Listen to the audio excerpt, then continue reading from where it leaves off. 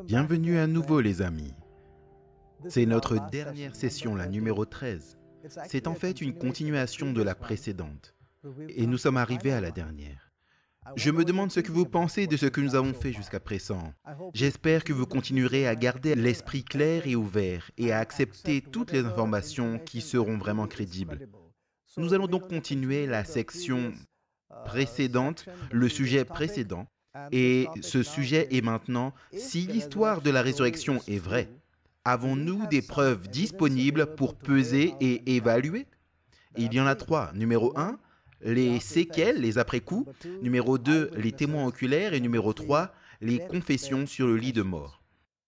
Les séquelles ou après-coups. Deux types. Les changements dans les disciples et le fait de l'Église chrétienne. Les changements dans les disciples. Peut-être que la transformation des disciples de Jésus est la preuve la plus importante de toutes en faveur de la résurrection d'Istote. Et Anderson continue en parlant sur le même sujet. Une petite bande de lâches vaincus se recroquevillant dans une chambre haute un jour et quelques jours plus tard transformés en une compagnie qu'aucune persécution ne pouvait faire taire. Quelle est l'explication? Roscup dit, ils étaient prêts à faire face à des arrestations, des emprisonnements, des coups et des morts horribles. Et aucun d'entre eux ne s'est rétracté de sa croyance que Christ est ressuscité. Pensez à l'absurdité psychologique d'essayer d'attribuer ce changement dramatique à rien de plus convaincant qu'une misérable invention qu'ils essayaient d'imposer au monde. Cela n'aurait tout simplement pas de sens. Alors pourquoi cela n'aurait-il pas de sens? Réfléchissez. Si on nous disait de faire cela, est-ce que nous l'aurions fait? Est-ce que nous aurions dit aux gens que quelqu'un est ressuscité des morts? Alors que nous avons enterré notre ami il y a peu de temps dans le cimetière il y a 2 jours. Devrions-nous maintenant commencer à dire aux gens qu'en fait il n'est pas vraiment dans le tombeau, en fait il est vivant? Avez-vous déjà essayé de faire cela? Réfléchissez à quel point c'est énervant d'essayer de dire à quelqu'un d'autre que quelqu'un est ressuscité des morts. Non, ce n'est pas facile du tout de faire cela. Alors comment se fait-il que les disciples aient fait cela? Quelque chose s'est passé. C'est pourquoi ils sont passés d'avoir été si peureux juste un peu plus tôt à être si audacieux que rien ne pouvait les faire taire. Nous devons donner une explication qui a du sens. Et nous ne pouvons pas donner juste une explication ordinaire en disant qu'ils ont juste choisi de le faire. Non, personne ne choisit de faire cela. Personne ne choisit d'être persécuté. Le fait est qu'ils ont tous été persécutés pour avoir dit cela.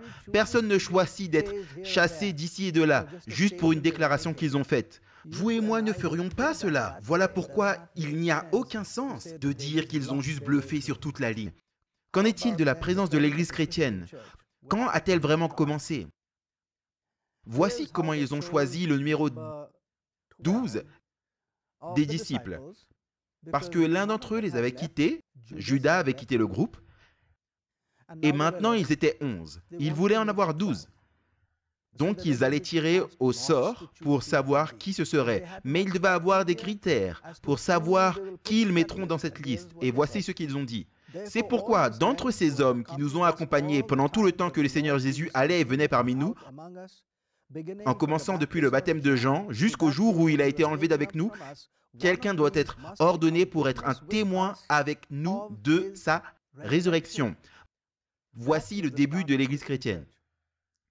Le groupe qui a vraiment commencé cela, ce groupe devait être capable de faire quelque chose, être un témoin de la résurrection. Si vous voulez parler de Jésus et de sa gentillesse, eh bien, vous devez aller rejoindre l'autre groupe. Si vous voulez aller parler du fait qu'il a fait des miracles incroyables en aidant les pauvres, en calmant la tempête, alors rejoignez l'autre club. Si vous voulez parler des enseignements de Jésus, alors vous pouvez rejoindre l'autre club. Mais si vous voulez rejoindre ce club qui doit lancer l'Église chrétienne, alors il n'y a qu'un seul critère. Vous devez avoir été là depuis le début, pouvoir dire que je l'ai vu avant sa mort et que je l'ai vu après sa mort. Et donc je suis un témoin de sa résurrection. Le témoignage de la résurrection était le point de départ de l'Église chrétienne. Le christianisme se tient debout ou tombe avec la vérité de la résurrection. Une fois que vous l'avez réfuté, vous avez donc éliminé le christianisme. Maurice a dit, la résurrection donnait du sens à tout ce qu'il faisait. Josh McDowell a dit, l'institution de l'Église chrétienne est un phénomène historique expliqué seulement par la résurrection de Jésus. Pourquoi? Écoutez ceci. Jésus est mort en criminel, condamné, 1. Par la plus haute autorité religieuse, 2. Par la plus haute autorité civile à cette époque, Rome, et 3. Par la plus grande autorité morale décrite dans la Torah. La cause de l'origine et de l'essor du christianisme doit être capable de rendre compte et de surmonter ces trois faits. Seul un compte-rendu factuel de la résurrection peut éventuellement expliquer tous ces trois. Tellement qu'un juif interrogateur choisirait de le suivre en abandonnant toutes les traditions de sa vie, abandonnant leur loyauté envers le Sanhédrin, abandonnant leur loyauté envers la Torah et choisir de suivre cette personne. Et les quelques milliers de premiers disciples étaient tous juifs. Donc quand nous regardons les circonstances dans lesquelles ces personnes ont commencé à le suivre, c'est une indication du côté positif que quelque chose de spectaculaire s'est produit. Et la seule chose à laquelle nous pouvons penser à ce moment-là est le fait que quelqu'un s'est levé physiquement de la tombe et il l'a dit. Numéro 2, les témoins oculaires. Savez-vous que le Nouveau Testament, et nous l'avons vu plus tôt, est le seul écrit ancien dans lequel les auteurs étaient véritablement des témoins oculaires. Presque toutes les pièces historiques que nous avons de la littérature des temps anciens sont écrites par quelqu'un qui a obtenu le rapport de quelqu'un d'autre. Et seulement une partie de celui-ci aurait été ce qu'ils ont eux-mêmes vu. Personne n'a jamais écrit une histoire complète dans laquelle eux-mêmes étaient des témoins oculaires, à l'exception de cette histoire de l'Évangile concernant Jésus-Christ. C'est le seul écrit dans lequel ils sont témoins oculaires. Regardez les paroles. Ceux qui, dès le commencement, étaient des témoins oculaires, mais étaient des témoins oculaires de Sa Majesté. Celui qui a vu a témoigné. Et regardez dans 1 Jean 1 qui est dit « Ce que nous avons entendu, ce que nous avons vu de nos yeux, que nous avons regardé et que nous avons touché de nos mains, c'est ce que nous écrivons. » Le genre même de preuves sur lesquelles la science moderne et même les psychologues insistent tant pour déterminer la réalité de tout objet considéré est le genre de preuve qui nous est présenté dans les évangiles concernant la résurrection de Jésus, à savoir les choses qui sont vues avec l'œil humain, touchées avec la main humaine, entendues par les oreilles humaines. C'est ce que nous appelons des preuves empiriques. Et un témoin oculaire qui déclare aujourd'hui dans une cour de justice qu'il a vu telle ou telle chose doit être cru, au moins par quiconque est un penseur rationnel. Qu'en est-il du troisième? Confession sur le lit de mort. Une confession sur le lit de mort d'un témoin oculaire est l'une des formes les plus solides de preuves à déposer dans un tribunal aujourd'hui. Si elle est écrite, cela équivaudrait à une déclaration sous serment. Si 2 ou 3 de ces aveux peuvent être trouvés, il équivaudrait à un témoignage presque inattaquable dans un tribunal. Peu de juges ou de jurys dans le monde annuleraient plusieurs aveux sur le lit de mort déclarant les mêmes détails. Pourquoi acceptons-nous cela? Parce qu'au moment de la mort, la plupart des gens, même les criminels endurcis, s'adoucissent et disent « Ok, je suis d'accord, je vais vous dire ce que j'ai vu et ce qui s'est passé. » Par exemple, supposons que nous allions sur le lit de mort d'un individu qui est en train de mourir et nous disons « Regarde, vous étiez là-bas, disons, il y a 20 ans. Vous étiez là-bas, alors pouvez-vous nous dire vraiment ce qui s'est passé ?» Et il soupire et il est sur le point de mourir et il dit « Alors écoutez, je ne peux plus le tenir longtemps. Je l'ai tenu comme un énorme fardeau sur ma poitrine. Je savais que la mauvaise personne était en prison, mais je ne pouvais pas me résoudre à dire la vérité. Maintenant, je suis en train de mourir. Je vais vous dire la vérité. C'était un tel et un tel. Et en fait, monsieur un tel était également là au moment des faits. Et nous réalisons, oh, monsieur un tel est aussi dans la même ville. Nous nous précipitons à l'autre bout de la ville et nous disons, monsieur, savez-vous ce qui s'est passé ce jour-là? Et il est aussi sur son lit de mort. Et il dit la même chose. J'avais un énorme fardeau de culpabilité dans mon esprit parce que je savais que la mauvaise personne était en prison. Mais maintenant que je suis en train de mourir, je vais vous dire ceci et cela. Et il dit le nom de la même personne. Et supposons que nous sommes allés à une troisième personne et il est aussi en train de mourir. Et il dit le même nom. Vous savez, je pense qu'il n'y aurait aucun jury ou juge dans le monde qui renverserait ce genre d'aveu sur le lit de mort dans la même affaire. Donc, si 3 ou 4 sont là, cela règle pratiquement la question. Combien en avons-nous ici? Numéro 1. Pierre a été crucifié à l'envers. 2. Jacques a été lapidé à mort. 3. Matthieu a été tué par l'épée. 4. Jacques, le fils d'Alphée, a été crucifié. 5. Jacques, le fils de Zébédée, a été tué par l'épée. 6. Thaddée a été transpercé par des flèches. 7. Barthélemy a été crucifié. 8. André a été crucifié. 9. Philippe a été crucifié. 10. Simon le Zélote a été crucifié. 11. Thomas a été tué par la lance. Paul, numéro 12, a été décapité. Et pas un seul n'a jamais renoncé à sa croyance que Jésus était ressuscité de la tombe. Pas un seul. Pensez-y. Ils n'ont pas tous été tués en même temps d'un seul coup. Non, ils ont été tués l'un, et puis quelques mois plus tard l'autre, et quelques mois plus tard un autre. Ils auraient pu leur dire, regardez, ce qui est arrivé à l'autre gars, on l'a tué, maintenant dites-moi la vérité. Combien cela aurait été facile, mes amis, de dire la vérité et de rentrer à la maison? Pourquoi mourriez-vous pour un mensonge? Est-ce que cela est vraiment raisonnable? Vous et moi n'aurions pas fait cela. Et donc, nous ne devons pas accuser de mensonge ces personnes qui sont mortes pour ce qu'elles croyaient vraiment. Maintenant, vous pouvez mourir pour ce que vous avez été trompé de croire. Vous pourrez mourir pour une illusion que vous avez eue, mais vous ne pouvez pas mourir pour quelque chose que vous savez. Ici, nous disons par exemple que les disciples savaient qu'ils avaient enterré Jésus dans l'arrière-cour de Pierre. Comment seront-ils maintenant si audacieux de mentir et aussi de mourir pour cela? Si vous et moi étions là, je suis sûr, du moins moi, je leur aurais dit, ne me tuez pas, le corps est là. Il n'est pas ressuscité. Mais aucun d'entre eux n'a fait cela. Tous ont dit, vous faites ce que vous voulez. Je vais continuer à dire qu'il est ressuscité d'entre les morts. Nous allons te battre. Il est ressuscité. Nous allons te cracher au visage. Il est ressuscité. Nous allons te fouetter. Il s'est relevé. Nous allons te mettre en prison.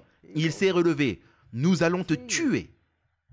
Il s'est relevé d'entre les morts. Je ne peux pas aller contre ma conscience. Je l'ai vu vivant. Avant et après l'avoir mis dans la tombe, je l'ai vu moi-même. Comment puis-je dire autre chose que la vérité sur cette affaire? Il est ressuscité d'entre les morts. Et tous sont morts l'un après l'autre en disant la même chose. Mon ami, les confessions sur le lit de mort sont fortes. Nous ne devons pas réduire la force de ces déclarations. Et si nous sommes des enquêteurs honnêtes, souvenez-vous de ce que nous avons dit, nous donnerions du crédit là où le crédit est dû. Et ici, il est dû pour la simple raison qu'ils sont morts pour cela. Ne meurent pour un mensonge connu. Alors maintenant, regardons ces autres, pas seulement vous et moi, qui ont examiné l'histoire et voyez ce qu'ils disent. Prêtez attention au mot « preuve » pendant que je parcours les quelques citations suivantes. Regardez, je les ai mis en grade, donc ce sera facile pour vous. Regardez cela. Westcott a dit, en effet, en prenant toutes les preuves ensemble, il n'est pas exagéré de dire qu'il n'y a pas d'incident historique mieux ou plus diversement soutenu que la résurrection du Christ. Henry Morris a dit, par toutes les règles de preuve, son corps ressuscité des morts peut être considéré comme le fait le mieux prouvé de toute l'histoire ancienne. Qu'en est-il de Thomas Arnold, le président du département d'histoire moderne à l'université d'Oxford? Il a déclaré ceci, « Des dizaines et des dizaines de milliers de personnes l'ont parcouru, morceau par morceau, soigneusement comme chaque juge résumant une affaire des plus importantes. Je l'ai moi-même fait plusieurs fois, non pas pour persuader les autres, mais pour me satisfaire personnellement. Et je ne connais aucun autre fait dans l'histoire de l'humanité qui est prouvé par des preuves meilleures et plus complètes, de toutes sortes, pour la compréhension d'un enquêteur juste, que le fait que Christ soit mort et ressuscité d'entre les morts. Arnold Toynbee a écrit un grand compendium sur l'histoire, alors il l'a appelé l'étude de l'histoire, auquel il a consacré 80 pages à quiconque s'appellerait Sauveur. Sauveur du monde, Sauveur de votre nation, Sauveur de votre communauté, Sauveur de votre famille, Sauveur de votre ami. Si vous vous appeliez Sauveur et qu'il était au courant, il aurait étudié sur vous. Et c'est ce qu'il a dit à la fin de son étude. Lorsque nous nous sommes lancés pour la première fois dans cette quête, nous nous sommes retrouvés au milieu d'une puissante armée en marche dans la dernière étape de toutes. Notre armée hétéroclite de futurs sauveurs humains et divins s'est réduite à une seule compagnie de personnes d'autres que les dieux. À l'épreuve finale de la mort, peu de ces prétendus dieux sauveurs ont osé mettre leur titre à l'épreuve en plongeant dans le fleuve glacé de la mort. Et maintenant que nous nous levons et regardons avec nos yeux fixés sur le lointain rivage, une seule figure s'élève du flot de la mort et remplit aussitôt tout l'horizon. Il y a le Sauveur. Les ossements d'Abraham et Mahomet et Bouddha et Confucius et Lao Tzu et Zoroastre sont toujours là sur la terre. La tombe de Jésus est vide. C'est le fait concret, la preuve empirique que la vie a de l'espoir et du sens. L'amour est plus fort que la mort. La bonté et le pouvoir sont finalement des alliés et non des ennemis. La vie et non la mort gagnent à la fin. Dieu nous a touchés là où nous sommes et a vaincu notre dernier ennemi. Nous ne sommes pas des orphelins cosmiques. Qu'en est-il de ce Lord Caldoc d'Angleterre? Les affirmations de Jésus-Christ, à savoir sa résurrection, m'ont conduit aussi souvent que j'ai essayé d'examiner les preuves pour le croire comme un fait incontestable. Ce sont les paroles de Lord Caldecott, juge en chef en Angleterre. En voici un autre. Je sais assez bien ce que sont les preuves. Et je vous dis que des preuves telles que celles de la résurrection n'ont jamais été brisées. Les paroles de Lord Lyndhurst, 3 fois haut chancelier d'Angleterre. Ce ne sont pas des gens qui se sont simplement posé des questions et ont juste gobé ce que l'histoire aurait pu être. Ce sont des gens qui sont entrés dans les détails de l'histoire. Ils les ont étudiés, ils les ont pesés, c'est ce qu'ils disent. Et en voici un autre. Sur ce point le plus important, on ne nous demande pas simplement d'avoir la foi. En sa faveur en tant que vérité vivante, il existe un tel flot débordant de preuves, le mot encore, un flot débordant de preuves positives et négatives, factuelles et circonstancielles, qu'aucun jury intelligent au monde ne pourrait manquer de rendre un verdict disant que l'histoire de la résurrection est vraie. Avez-vous vu toutes les fois où ils ont dit que c'était une preuve? Ce n'était pas une croyance aveugle. Ils ont cherché ces preuves. C'était quelque chose qui les a saisis parce que c'était une preuve. C'était un fait fondé sur des preuves. Alors voici ce qu'ils ont affirmé. C'est ce qu'ils ont dit de leur étude. Donc nous également, lorsque nous avons examiné, nous avons regardé les pour et nous avons regardé les contre. Nous avons regardé ce qu'il en était des autres alternatives et nous avons également recherché les preuves qui auraient pu nous donner la vraie histoire. C'est ce que nous voulons dire en disant que nous sommes en fait des enquêteurs. Et en tant qu'enquêteurs, nous examinerons les deux côtés, nous examinerons les preuves et nous donnerons du crédit là où le crédit est dû. Un scientifique peu qualifié peut douter de l'histoire de la résurrection, mais il n'aura aucune raison de la nier. Il y a une différence entre le doute et le déni. D'ordinaire, nous doutons encore. Nous ne sommes pas très sûrs. Mais voici ce que nous pouvons faire avec nos doutes. Nous pouvons prendre nos doutes et demander si la preuve efface le doute ou l'établit. En d'autres termes, quel est le poids de la preuve? C'est ainsi que nous avons commencé tout notre voyage ensemble, mes amis. Notre voyage, les 13 dernières séances, nous avons commencé en disant que nous chercherons des preuves et non des opinions.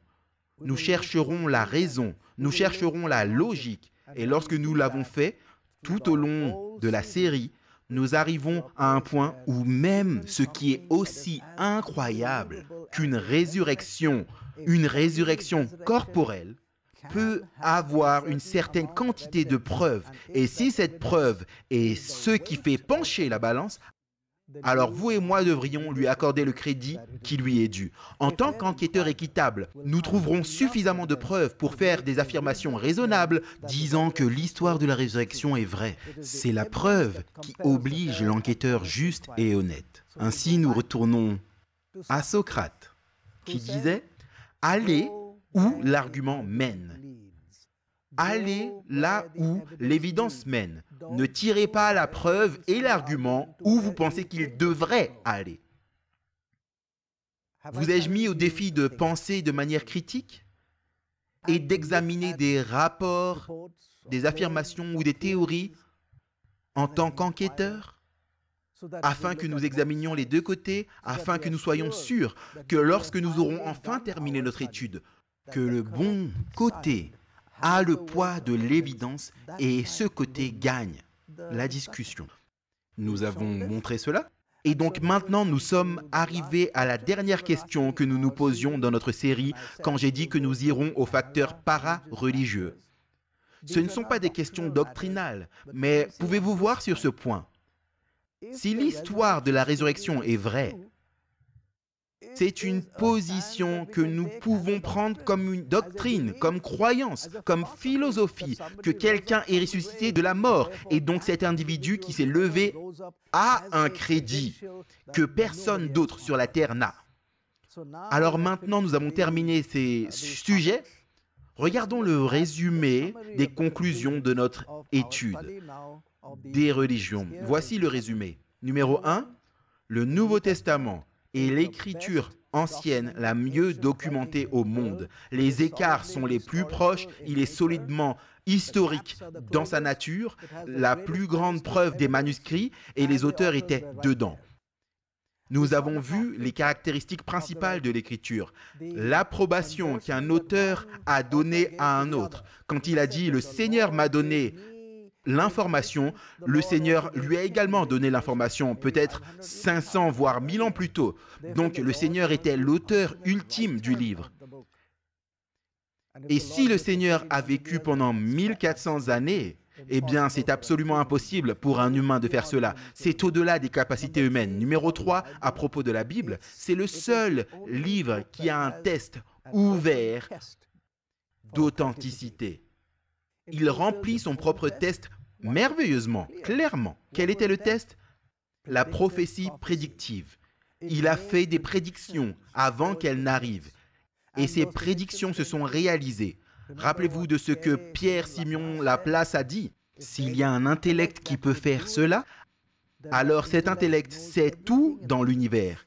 Et nous avons découvert que c'était peut-être l'intellect, celui qui règne dans les cieux, et cet intellect, qui sait tout pour qu'il puisse prédire l'avenir. Et nous avons vu à quel point les prédictions se sont réalisées, quelle était la possibilité statistique de voir ce nombre de prédictions se réaliser, bien au-delà de ce que nous avons en tant que nombre total de chances dans l'univers. Et donc, nous pouvons lui donner le crédit là où il est dû. Alors regardez la cohérence de ce que nous voyons. Le Nouveau Testament est la pièce de littérature historique la mieux attestée. Ses caractéristiques sont au-delà des capacités humaines et c'est la seule littérature qui dit « Oui, vous pouvez me tester » et tester par la prophétie prédictive. Numéro 4, Jésus a osé faire la plus haute revendication, Fils de Dieu. Il n'a pas seulement apporté le chemin, la vérité et la vie, il a affirmé être le chemin, la vérité et la vie. Et Jésus est le seul dont le bilan de la vie correspondait parfaitement à ses enseignements. Le seul qui avait le droit de dire « Suivez-moi ». Regardez la cohérence. Il a dit « Je suis Dieu ». À partir de là, le royaume de Dieu est venu vers l'humain, donc il a apporté le message en lui-même. Et s'il a apporté le message en lui-même, alors il a vécu ce que contient le message. Et nous avons vu que c'était vrai. Numéro 7, il est le seul fondateur à être né dans une pauvreté abjecte. Et pire, c'était un enfant illégitime. Numéro 8, Jésus avait de loin la période la plus courte de ministère. Et numéro 9, le seul fondateur à être mort d'une mort violente et honteuse, celle d'un criminel condamné. Ces trois le tirent vers le point le plus bas possible. Mais voici le 10e. Il est le seul à être entré dans le domaine de la mort, l'ennemi le plus redouté de l'humanité. à avoir brisé ses bandes et à être revenu comme un conquérant sur la mort. Pourquoi a-t-il fait cela? Il a dit pourquoi il l'a fait. Il a dit, si je vis, toi aussi tu vivras. En d'autres termes, il a fait pour qu'il puisse nous dire qu'il a un pouvoir plus fort que la mort. Et c'est pourquoi il l'a conquis. Et parce qu'il l'a conquis, nous pouvons avoir aussi l'espoir de conquérir la mort. Donc, la conclusion finale de ce que nous avons fait pendant tout ce temps, nous constatons que Jésus et la Bible sont incomparables dans leurs revendications. En d'autres termes, si vous comparez les revendications de Jésus et de la Bible avec les revendications de tout autre fondateur et de leurs écrits, et nous trouverons qu'ils sont simplement sans égal. Numéro 2, ils ont la plus haute crédibilité par rapport à toute autre revendication sur la face de cette terre. Et donc, ils fournissent à l'humanité. Rappelez-vous ce que nous cherchions? Cette bille rouge. Quelle est la signification de la bille rouge? C'était le seul chemin. Nous sommes arrivés à la fin, mes amis. Réfléchissez à ce que nous avons fait et que Dieu vous amène au point où vous pouvez voir et avoir votre vie digne d'être vécue. Alors je vous dis pour le moment, adieu. Si vous avez apprécié cette présentation avec Dr. Subodh Pandit et vous souhaitez regarder plus de cette série unique de 13 parties gratuitement en ligne, visitez le site web godfactorfiction.com. C'est godfactorfiction.com. Si vous souhaitez commander cette série fascinante sur DVD, elle est maintenant disponible chez White Horse Media. Pour commander de l'intérieur des États-Unis, appelez 1-800-782-4253. Dr. Subodh a écrit 2 livres révélateurs intitulés « Venez et cherchez avec moi, Dieu existe-t-il vraiment ?» et « Venez chercher avec moi le poids de l'évidence », qui explore davantage les sujets de l'évolution, du théisme, de l'athéisme et de la religion.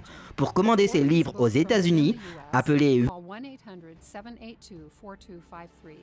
That's 1-800-782-4253. Si vous habitez en dehors des États-Unis, vous pouvez également les commander facilement sur Amazon.com.